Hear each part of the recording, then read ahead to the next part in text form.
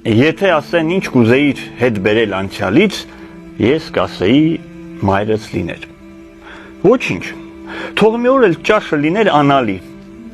թե աղի, թող մի օր էլ հոգնած լիներ, արդուկելիս իմ սիրելի շապիկներից մեկը վառվեր, թող ապտակեր նրա համար, որ ծխախոտի հոտ է գալիս, թող նախատեր նրա համար, որ երեկոյան ուշ եմ գալիս,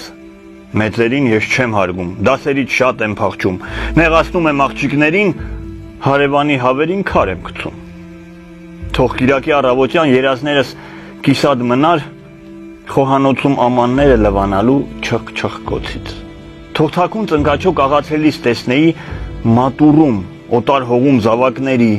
տանից հեռու ամուսնու կամ սահմանի զինվորների անփորձանք տուն գալու համար։ Թող գիշերվա 1000-ին դեղատուն վազեինք, բայց նա լիներ, չնայած ինչ եմ ասում,